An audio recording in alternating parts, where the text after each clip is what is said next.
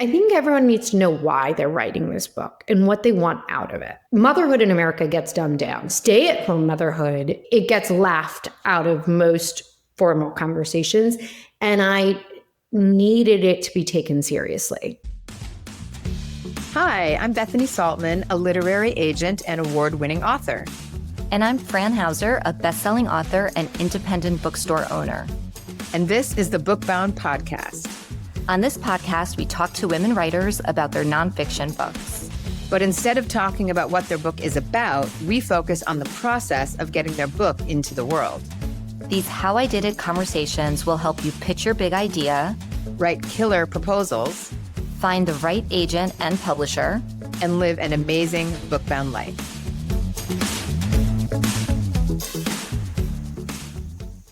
Welcome to the show, everyone. Neha Ruch is the founder of The Power Pause, the leading platform for ambitious women leaning into family life. A thought leader, influencer, and sought-after speaker focusing on women, work, parenting, and identity, Neha's work is catalyzing a shift in how society views stay-at-home motherhood. Air quotes. Her USA Today bestseller, The Power Pause, How to Plan a Career Break After Kids and Come Back Stronger Than Ever, was published with Putnam in January 2025. In our conversation with Neha, we cover the difference between a ghostwriter and a developmental editor, how your book's purpose will shape your publishing path, how to approach publisher meetings, hint, you're in pitch mode, the perfect time to launch your pre-order campaign, and so much more. We loved this conversation and think you will too. Hey, Neha, thank you so much for joining us today on Bookbound. Thank you for having me. This will be fun. Yeah, we're really excited.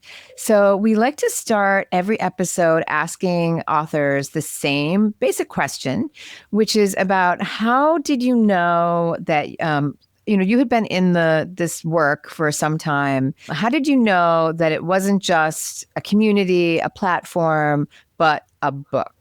Well, it's interesting. I wrote the one-pager, which for context, a one-pager is what you send your agent when you're sort of courting an agent as to like, what is this book concept? I'd written it in 2018, like just on the back of it, like, in a Google Doc. I'd just been about a year and a half into building, what was that, a blog and an Instagram. But, it all had the same mission and it all sort of saw the same gap in the market, which was there's so much great digital content, blogs and communities for the traditional working parent and how to climb in the workforce, how to parent a child. But there was nothing about how do you strategically walk through a career pause and how do you feel ambitious and connected. So it was the same sort of gap I saw online. I saw it in the book world. And how do you sort of reclaim this idea of stay-at-home motherhood as something that can be empowering and just for a chapter, and it doesn't have to be finite. And so I was lucky enough to have that idea early, but timing is everything. My kids were still little in 2018. I was still on a pause planting the seeds for this. And then, post-pandemic, when the kids aged into school, culture was also much more ready for the conversation, which is interesting. When I was connected to my agent. I had been running brand at a tech company, and then I had my first child, and I chose to downshift my career and then pause. And then I started this as sort of a side project to motherhood, but I was fully on pause with my kids. And so I was really growing the platform and the community during naps and night times till about like 2021, 2022, when my kids aged into school. And, it was like, I think I always like to bring that up because I think you see the book now and you see the platform, but that was 9 years in the making. It was 2022, and I had been going out with friends saying, well, now I'm ready to take this thing to the next level. And I was thinking about, do I create a community membership? Do I build a physical space, like a literal clubhouse for women to come together in the gray area of stay at home and working, to carve out physical space to grow alongside parenthood? Or do I go the book route and be able to sort of catalyze the message further? And at that time, it was 2022, it was post-pandemic, it was what everyone was calling the Great Resignation. I thought of it as like the Great Reexamination.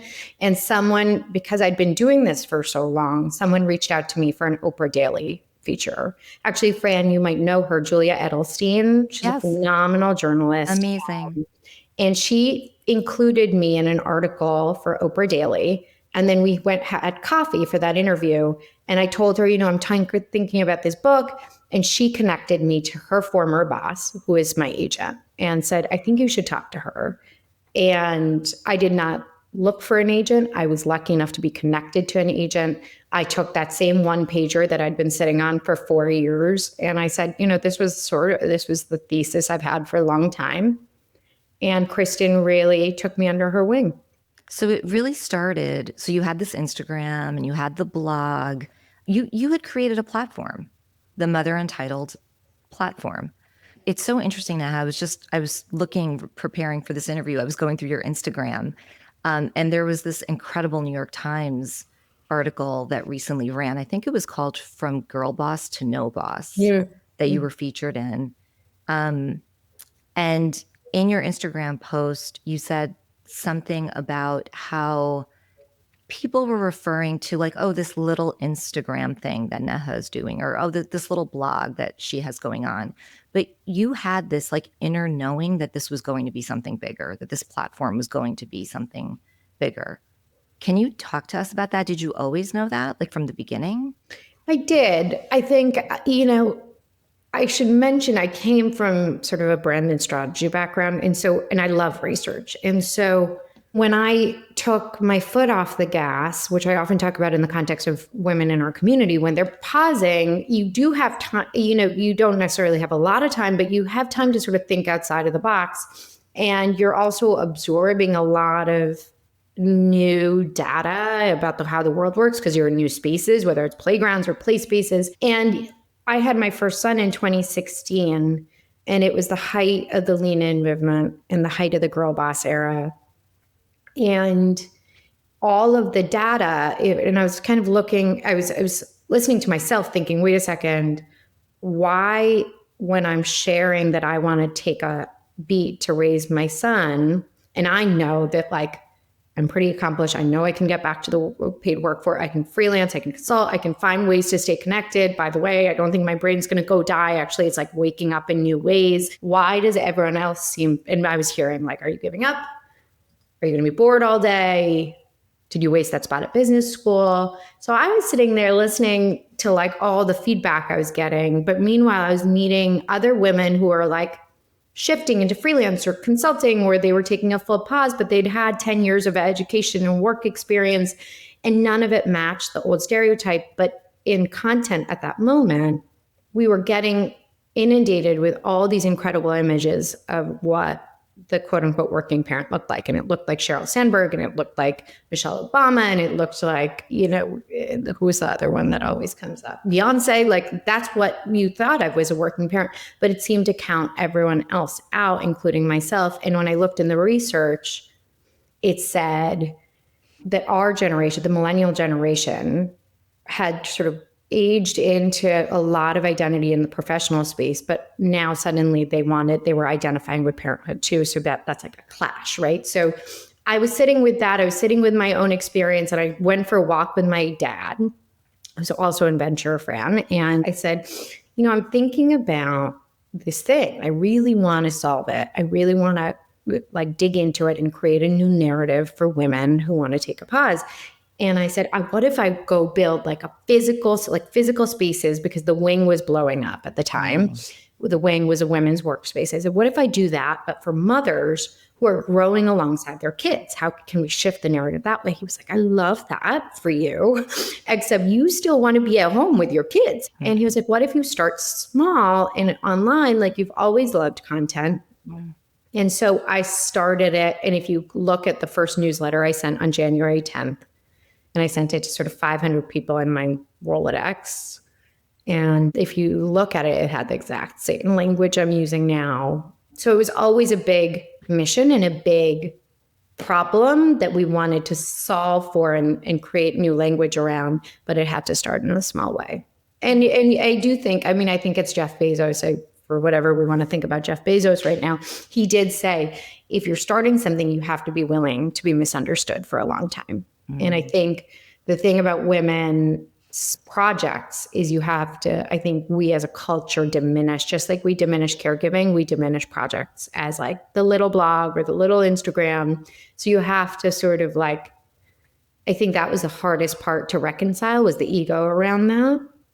But I'm glad I stuck with it, because I think you can plant seeds for it and then when the time is right, it was ready. Right, because you validated that there was this need, right? And you did that by building this incredible community. And I think it's just really important for our listeners, like when you're thinking about what is the central idea, of your book, especially in prescriptive nonfiction, like there really has to be a pain point that you're solving. Right. And that's what you did with this book. And I have to tell you, Neha, you came and did an author talk at the bookstore. You were one of our first events after we opened the store, and your event like literally sold out in 2 seconds. And I think, again, it's just proving that, women and men too, really needed this book. So I just want to make sure that really comes across. And you leaned on your intuition. You also leaned on data to prove that there was a real market for this. And I think the time helped. I remember feeling, for anyone who's sort of like sitting with a big idea, but they can only do it in a small way at this moment, I do feel grateful that I didn't write that book in 2018 or build that space, because I needed to live it more, right? I needed to live what it felt like to work through, how do you say, what do you do? Like answer that question, right? I needed to have to word vomit my way through that. I needed to have someone, my husband tell me that staying at home was a luxury, to find my own language around, wait a second, it's a luxury for you to go to work and like have a security blanket at home to like manage. We had to work through how we were going to communicate around that, or how I was going to, figure out how to make my kids not my success metric and find my own goals, or network and tinker with ideas. I needed to live my own power pause before I could really think about presenting that language. Yeah. So I the slow seasons do pay off if you can sort of find a little way to nurture with that idea and use the time to just develop it. Yeah, I love that. So now let's go back to your meeting with Kristen, the agent, Kristen Manuscript, who's amazing. So you had this meeting with her. What were the next steps that came out of that meeting? So that meeting was, I had coffee in May, and then Julia connected me to Kristen, and I was sitting on the phone with Kristen, and she said, you have something like this is interesting. I want to dig in more. And we got on probably 2 or 3 phone calls where I think she wanted to vet that I was the right person to deliver this message, right? Yeah. Because I don't think it's just about, I think the book publishing industry, and Kristen, for context, comes from decades of running Real Simple magazine, which, by the way, was my favorite magazine when I was in my 20s. I always thought I was 40 when I was 20, right? Like, and so I think Kristen knows what sells. And I think her job as an agent is not to help create a great book. It's to help get the book sold to a publisher that will bring that book out into the world. And she needed to know that I had it in me to deliver a best-in-class proposal. And she needed to know I would be able to sell the publishers on a topic that is highly nuanced, right? I think, for context, again, this is 2022, and while the market was shifting because of the pandemic and women were sort of recalibrating around work, she knew, and she said to me, this book is going to land on the desks of women who are about 50 or so, and really were raised at a time where there was a binary around stay at home and working. And they probably never took their foot off the gas. They had to stay in the publishing industry. And so that's the context of so there's going to need to be a lot of convincing and education.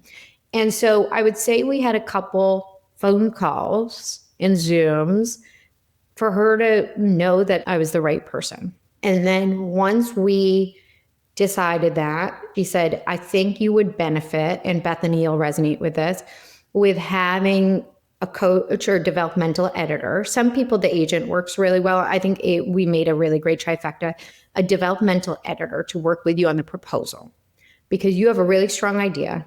You have a lot of research and literature, because remember, I've been planting the seeds for this for, at that point, let's say 5-6 years. So I'd written a lot of content and I knew the arc of the book already and I knew the chapters. She said, but you need someone to help poke the holes and make sure there's enough research and make sure it reads like a prescriptive nonfiction book, right? And we put our heads together, and I said, well, Julia was the one who interviewed me for the feature. She connected us. You've worked with her. So Julia Edelstein worked as my developmental editor or book coach on the proposal process. And I think that was a real asset for someone like me who does like to write, who has a pretty clear voice. And I've been in this work for so long that I also know what to say and what not to say around tricky topics like privilege or help, but still my weak spot is, how do you make this appeal? How do you make sure that, someone for whom this topic is new, it needed to be pressure tested. And so that was a great resource. So we set a start date and an end date. We decided we were going to start at back to school. I was going to sort of write as much as I could until then. And then we were going to workshop it over the course of the fall and deliver it in January to the publishers. And how was that process for you? I thought it was the most stressful process. I really did. My proposal, trying to remember. So I had Kristen was able to pull up within Inkwell, which is the agency she was at. She pulled up 2 great points of reference. One of them was that Drop Your Ball proposal, Drop Your Ball by Tiffany Dufu. And so we sort of had how do you put together we had a couple great examples, which I would encourage everyone, if you have a friend or your agent can connect you to a proposal. I thought there's the proposal, and you guys have gone through this, so I have probably spoken about it, but the why now was easy for me to write. Like, what is this book? Why now? And why am I the right person? Was easy because it was well researched, but I wrote that over the summer. I think the chapter summaries, right? Because then let's say I have a 9-chapter book. The chapter summaries and really hashing out for the publisher and putting it on the page that there are real women that I will be interviewing across the country. I had to do a lot of those interviews in the fall. So again, I don't know if part of this was because we wanted to make sure this was an ironclad proposal, because it was sort of it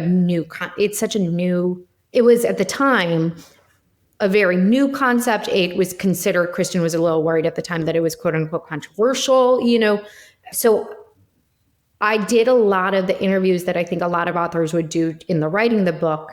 Yeah. The proposal phase. Yeah. And a lot of the research, I commissioned a survey, a lot of that planning. But the tricky part, and this is just brutally honest, and I think this is where Kristen shines. She knew what would sell. She knew what the holes were. And she said, not only are we going to deliver this proposal, but at the time, now we have, sort of an audience of 300,000 women. But at the time, I just started growing again, right? My kids had just aged. So I was probably at 25,000 Instagram followers and maybe 10,000 newsletter subscribers, something like that.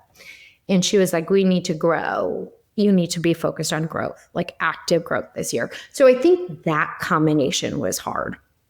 I'm going to write this proposal and write out this book and do these interviews and conduct the research so that no one can say that this isn't a valid thesis.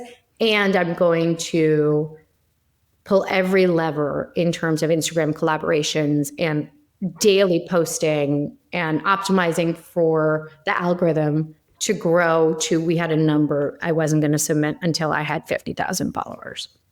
And so that was the target. And targets help.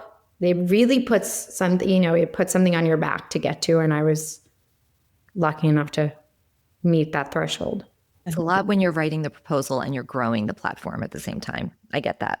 And growing the press, I think that was the other piece. I wanted to drum up. I wanted to make sure that it wasn't just the Oprah Daily piece, that we could prove to the sort of 10 publishers that I met with that this is in the vernacular and I am the thought leader being asked to speak on it. Hey there, Bookbound friends. If you're loving this interview, we've got something special for you. Our Read Like a Writer book club is back, and we'd love for you to join us. This isn't your typical book club. Each month, we'll gather on Zoom to study one of the books we'll talk about here on the podcast. Not just what we liked, but how it's written and why it works. In other words, we'll help you read like a writer so you can write and publish your own book. It's $179 for 5 monthly sessions. You'll get the book list, related podcast episodes, a simple reading guide, and then we'll meet to discuss. That's it. We're so excited to dive in with you because we love books, we love you, and we really love doing this amazing work with other women like you. Sign up today at bookboundpodcast.com/club. We can't wait to see you there. I want to make sure, because our listeners are very worried about platform. And for you to say, I started with this and I had to get to that, like that could really send shudders through a lot of our listeners. And I just want to say that that is one angle. I'm actually an agent now. So I know that, some publishers are really looking for that. A lot aren't. And platform actually comes in 3 distinct ways. You can be an influencer, you can be a practitioner, and you can be an expert. So, you were, going on all cylinders, but it's really important for our listeners to know that that this is one path. And, you really only need 2 out of those 3 to be considered viable in a trade, like a big 5 publishing. And for people who don't want to publish in the big 5, there are lots of independent publishers that can do an amazing job with your book. So I just want to make sure that our listeners are getting that message. Yeah, 100%. And I would also say, I think everyone needs to know why they're writing this book and what they want out of it. Yeah. Yes. I have a very specific goal here. Yeah. And it was to change a very big piece of culture. And that means this conversation, stay-at-home motherhood in America, motherhood in America gets dumbed down. Stay-at-home motherhood is like, it gets laughed out of most formal conversations. And I needed it to be taken seriously. And to be taken seriously, I felt like, and to catalyze sort of the level of press that I wanted to change headlines, it needed a very specific track. And that was my goal from day one. Yeah. I think there are many different goals people have for approaching books. For some, it's they want to get their story heard. They have something inside of them. They want to put it on the page and circulate it, which is so important. I do not have that. I think for other people, it's to help bolster and validate their practice. I have a number of friends who are therapists and they want to be able to add this into their portfolio of work. Yeah, I think that the sort of track that I put this on was very specific. At the beginning of our ebook, and when we work with people, we always have people, decide what is the goal. Is it craft? Like you said, that like drive where you just absolutely have to get that thing on the page. Your content, because you're a thought leader and you want to develop the content, or credibility. And you really needed that credibility to get the message out to the people who you felt needed to hear it to change the conversation. So I think it's really important to just kind of make sure everybody understands that. Yeah, I love that. I love that. Neha, I'm curious. When you and Kristen started going out with the book to different publishers, were there objections that you heard like pretty consistently from editors at publishing houses, or did everybody just get it and they were really excited about it? So I thought what was interesting for people, so now you're kind of tracking this timeline, right? So like 7 years of build, or however many years of sort of building the platform, met the agent, started the proposal, went out. So, really formally started the proposal over that fall of 2022. We went out on January 18th. By January 25th, I had every single meeting. It went out to 12 publishers. a lot of them, I did not understand this. I remember reading about the publishing and the monopoly. I did not understand that it really is. There's sort of very few houses. A number of them were within imprints within Penguin Random House. And then there was sort of one or two from HarperCollins and someone else. But the turnaround time, after you've been building for so long, you think, it's very fast. You really get a pretty immediate reaction. And we were really excited about the response. I think the response pretty immediately was strong. It felt fresh, felt like the first, it felt like the only, there was some excitement around that. So I had that in my favor. The meetings, the only thing I wish I'd done differently in those meetings was really prepped for it. I think we thought, these meetings are going to be like a shoo-in. I thought they've seen the proposal, I've delivered the work. And the meetings, as a venture capitalist, Fran, are really much more like a VC. They're really vetting you in a way similar to those meetings I described with my agent, but they're sort of contained to 45 minutes, an hour. They really bring the sort of full court press. I had, 5 or 6 people showing up from these houses.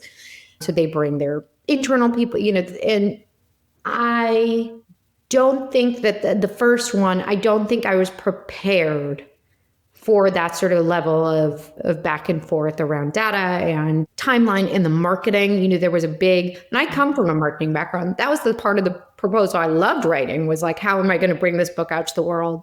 I did have someone, Bethany, I think it was Doubleday, who said, but how are you going to grow to 100,000 followers? And, I that there was sort of that, there was some pressure around how are you going to grow to be able to deliver this?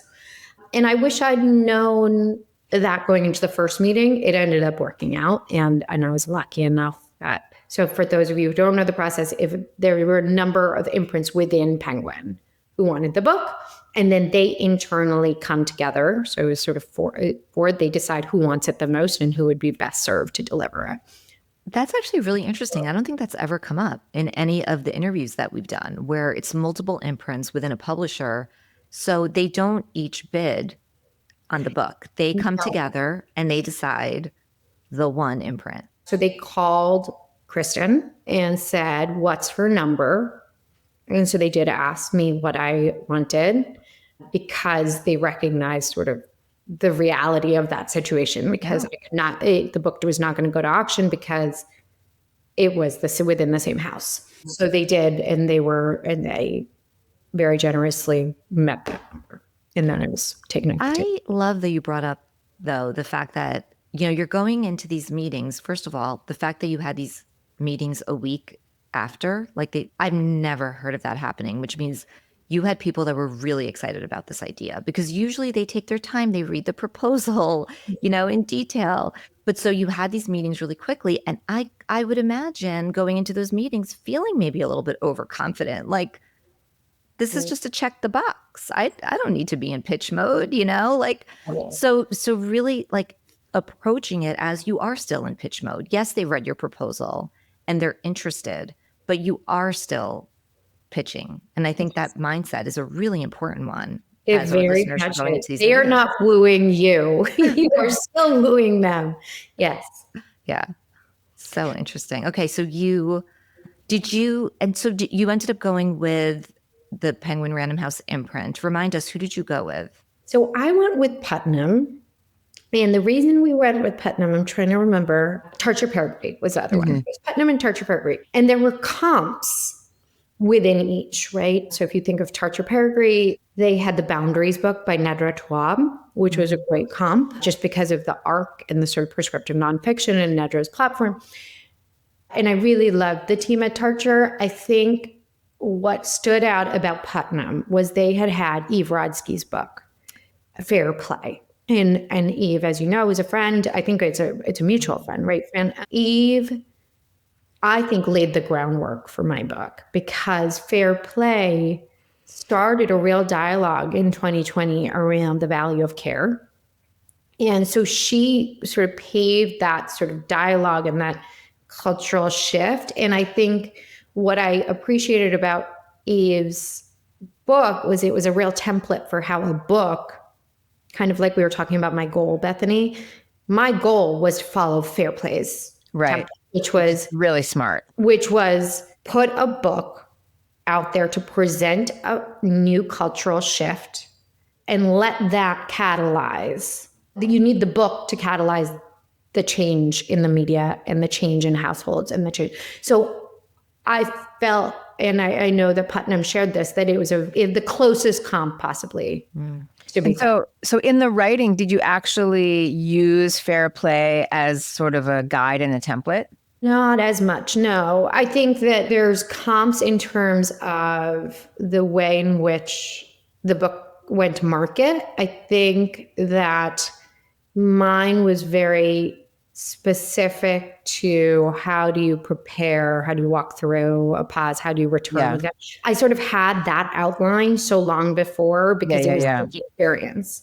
Yeah. I think I will tell you what I do think. She has a very different writing style in that book. I think that she's much funnier than I am. Mm-hmm. But I did think, and this I would apply to a lot of prescriptive nonfiction that is successful, I did use this idea of a combination of personal narrative with real women's stories and experts in data, right? Like that's those sort of four. Sure. So, and then each chapter ends with a power practice. So I think that sort of combination is similar to, I think it's similar to Nedra's. Yeah. And did you work with Julia on the writing or did you go it alone?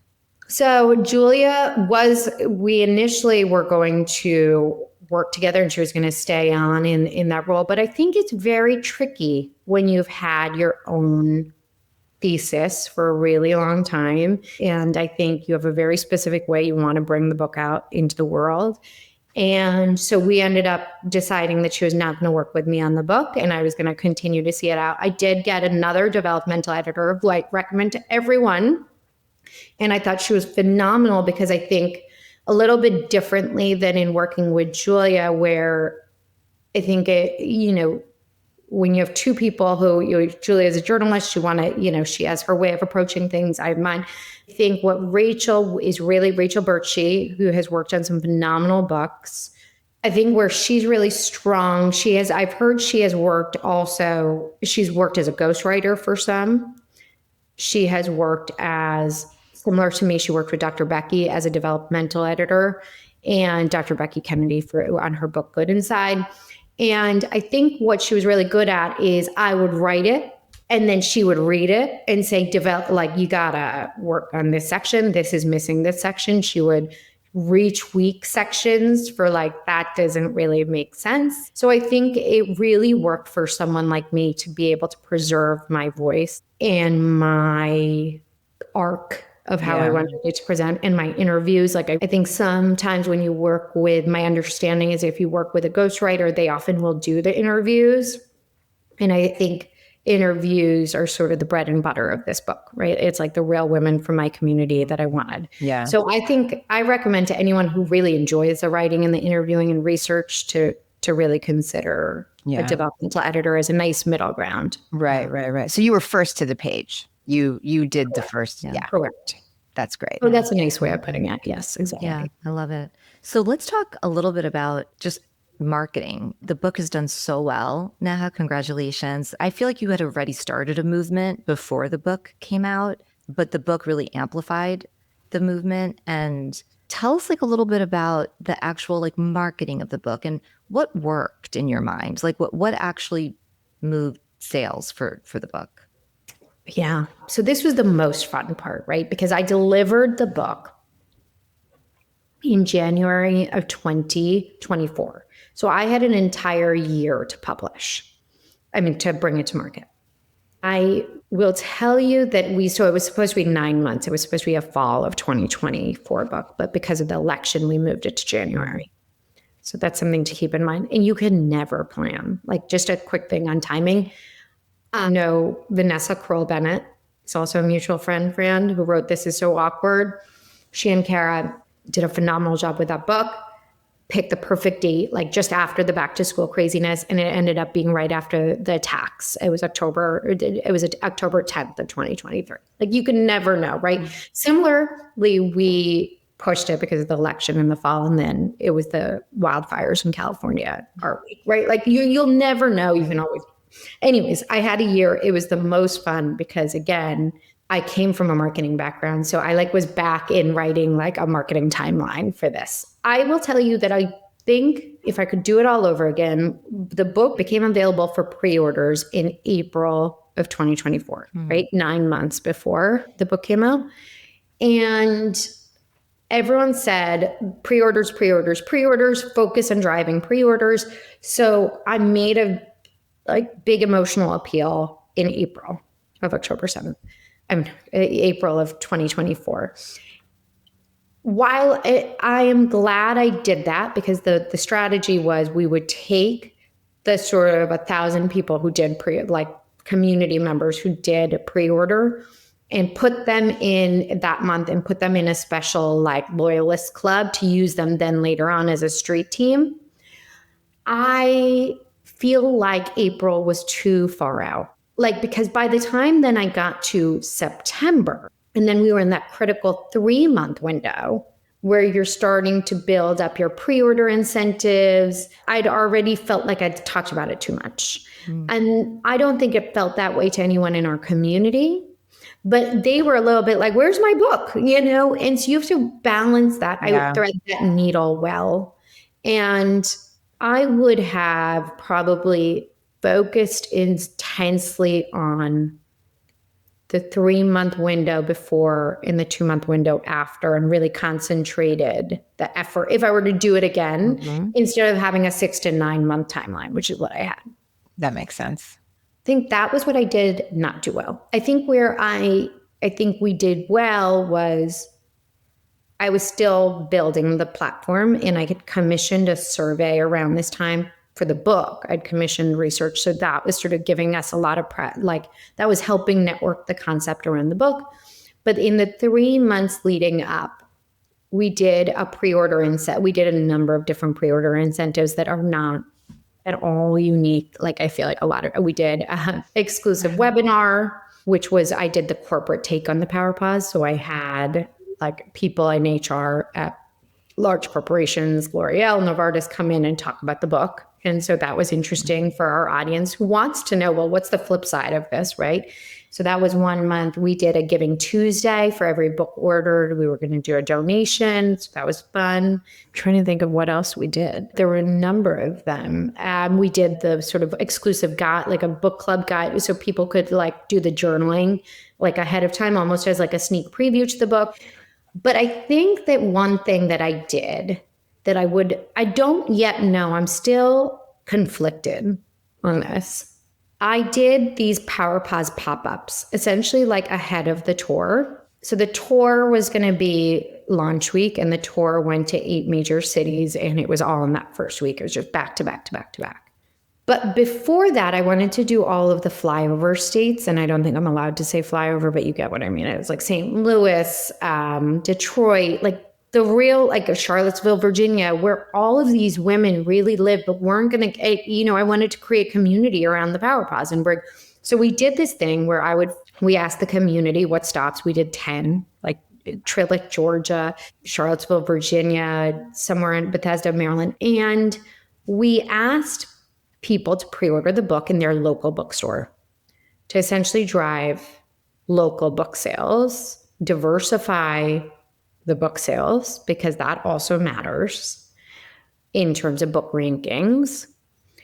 And while I'm glad we did that, say there were probably 25 to 30 women at each of those 40, there was 75, sorry. There were 75, anywhere between 30 to 75, depending on the region, right? This is where goals come in again, Bethany. If I was focused exclusively on the New York Times bestseller list, which I was, I would have done what other authors do, which is focus that time on doing speaking engagements and, trading my speaking engagements for bulk book buys. I did not do that.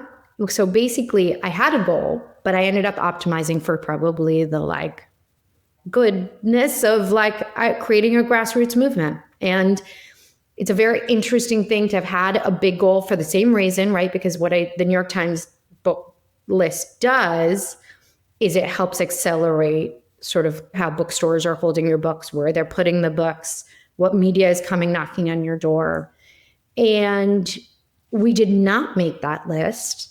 And I remember being like really stunned because, we'd made the USA Today list earlier that day. I mean, it had been so focused on it. I thought I'd done every single, but if I were to look at sort of objectively speaking, what I did was I focused on the grassroots movement building. And I didn't do sort of the other levers that might have helped get the pre-orders that would have driven that. I understand why you're conflicted, though, because I do love the idea of you visiting these different states and then having the independent bookstores in those states now are generating sales. So you're diversifying, right? Your sales are not just coming from East Coast, West Coast. They're coming from all these different bookstores. And you're really creating this grassroots movement. So these are people now, word of mouth, they're going to be recommending your book, right? Like there's so much good to that. But then I also understand if you're looking at pure numbers, if you were to do more of these talks where you can sell 300 copies, 400 copies of the book, like per, corporate talk, right? And that we all have limited time and energy. So these are the choices, the decisions that we're making all the time, right? Yeah.